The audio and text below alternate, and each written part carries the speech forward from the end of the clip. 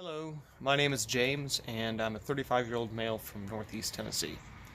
Now, you may be asking yourself, well, why is he telling me this? Well, at the beginning of the year, I got thinking about cycling and commuting, and people I know that maybe aren't close friends, more kind of acquaintances, people I've known for years, and maybe their misconception about what I do. I'm a normal person just like anyone else. I work a typical 9 to 5 job with flexible hours. And the thing that's different that people may not realize is I use these things to go to and from work. Now, I don't use this specific one, mind you. I'm of the belief that bikes have purposes for different things. But unlike most people who hop in a car and turn it on and burn a bunch of gas and drive to and from work every day, I hop on a little kind of trusty steed and my legs do all the work and I get to and from.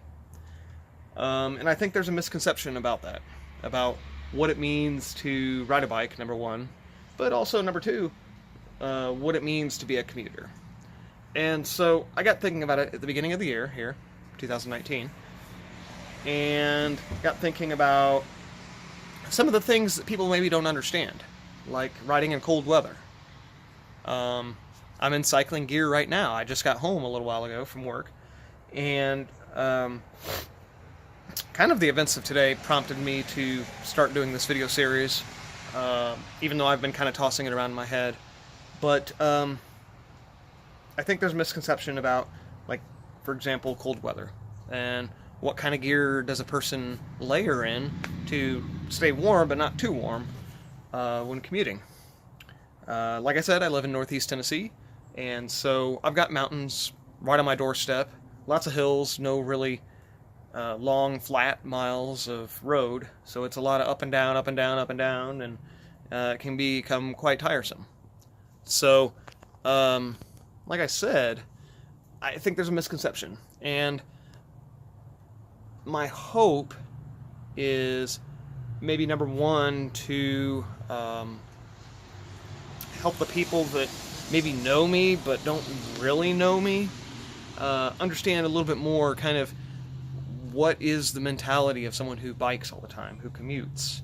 That's, for me, it's a love, it's a passion. I eat, breathe, sleep. Bikes are my thing. And there are reasons for that, and we'll get into that as this video series progresses and everything. But, and I know I'm probably rambling, I'm not great at this when I try to off the cuff, but I'd ask you to come along with me. Let's take a journey. Let's understand what it means to be a commuter, to be a cyclist. More a commuter than a cyclist, really, I guess. But, let's understand what that means. Let's look at some of the different aspects of being a commuter, of being a cyclist. Let's look at, what the family and friends and loved ones think about, someone who commutes all the time and is on a bike all the time. What do they feel about it? Let's look at dietary needs, the wear and tear on the body, bike maintenance, being in some kind of a social group, the perception that people in cars have. There's so many different topics that can be discussed. And, I'd kind of almost like to, in a way, do this so that, maybe we can get a running dialogue going. Maybe the community can start to perceive not all cyclists as assholes. And it's horrible to say that, but I think that's kind of the misconception that people have, too. Is, oh, that guy in the spandex on the bike, he's no good, we don't need to be nice to him because he's not nice to us, or, whatever. So, this could be a year-long journey. This could take a couple years. I don't really know. I just see it as kind of a video series that I'd like to do to maybe just inform people, at least from my perspective, what it's like to be a commuter. To kind of be routine about how you do things. To learn the little tricks and things you learn as you do it for years. I've been commuting to and from work by bike for almost 10 years now after I got back into cycling. So, I've learned a lot of things, a lot of tricks, things to do, things not to do. And so I kind of encourage you, let's take a journey together. Let's have a discussion, have an open, honest discussion about cycling, about commuting, what it means, what that kind of person is like, and maybe you'll get to know me a little bit, and maybe I can get to know some of you guys that may watch this video series. So just look for this playlist. Probably I'll probably try to hashtag it with like Life of a Commuter or something like that. This is just kind of an introductory video, so I hope to get something that's kind of consistent as time goes on,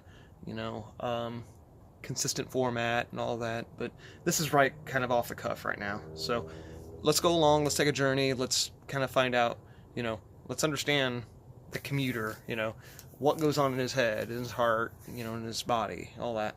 What is his emotions? Where is he spiritually? All of that stuff. So let's go take a journey.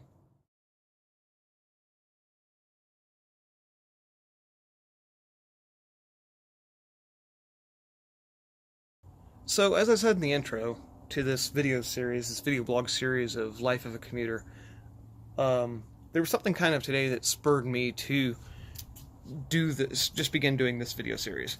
And it was a commute event of today. And I'd almost like to kind of title it The Hazards of the Road. Or rather, I guess probably more accurate would be The Hazards on the Road. And sometimes the hazards that you see out there when you're on a bike are things that you've never seen before. You've never expected, or you've never had that happen before. So this morning, I was going into work, and it was icky and raining. It's really wet out, as you can see. And I was a couple miles from work. I have a 5-mile commute to work and about 5 miles home. I take a slightly different route on the way home because of traffic. But I was about 1.5 miles or so from work, and I was coming down a hill, and there's no street lights. It's really dark out. This is about 5:30, 5:45 in the morning, and it was raining pretty good, and I saw something up ahead of me on the shoulder of the road. It was white and wasn't moving. It was kind of tiny, and figured, okay, it's garbage or something. Well, I get close to it, maybe 10 feet or so away, and of course I'm cruising at a pretty good clip. I'm going downhill probably 30, 35 miles an hour, and this white thing starts moving. And unfortunately, it's moving perpendicular to my vector. And I was moving at such a good clip that there was really no reaction time at all allowed for me. And said white thing went in the vicinity between my front tire and back tire where they meet the ground. And I saw it happening, and I kind of braced, just because that was about really all I knew how to react, that quickly. And the roads were slick a little bit from the rain, and I had kind of a thump, well, more of just one thump, but from what I could recall, it looked like a poodle, but it could have been a cat. I'm pretty sure it wasn't a possum for the way it was moving, but I'm assuming it was a dog. And I've been hit by dogs before. 2 months ago, I actually had a dog come out at me with the owner and 2 people that were talking along the side of the road. Dog came out right in front of me, and I T-boned it and went down, and the people didn't really show any kind of concern for me, and were just more concerned with yelling at the dog and getting it back into the yard. So this morning I hit what I am assuming is a dog, and I have no idea what happened. I was going down a pretty good grade towards work, and I had a car right behind me, and it's kind of bothered me all day. You know, I was angered at the time, you know, and I think as a cyclist, you know, we lash out and it's like, oh, you stupid dog, you piece of, you know, whatever. And the unfortunate thing is the dog that runs out at you, well, they're just an actor in the whole play. And that's unfortunate because the person that, you know, is to blame is the owner. You know, there are leash laws in a lot of areas, and we have leash laws here and stuff, and, you know, for a good reason, because you don't want to see old Fido get hurt. And, you know, it just, even though I was very angry this morning, and I was angry towards the dog, it should have been, you know, I'm angry towards the owner if it's not a stray, and it is actually someone's dog, or cat, or whatever it was, that I ran over. You know, I should be angry at that person. You know, I collected myself when I got to the stoplight at the bottom of the hill, and, you know, thanked God that I was okay, but, you know, it still kind of tore me out, because it's like, you know, what if little Billy, you know, comes to find out that his dog's dead or something, or paralyzed, or, you know, whatever. And so it really did kind of bother me today. When I got taken down by a dog 2 months ago, I don't think I felt as much remorse, because the dog just kind of ran off, you know, panning and everything, and the owners, they didn't really seem to care.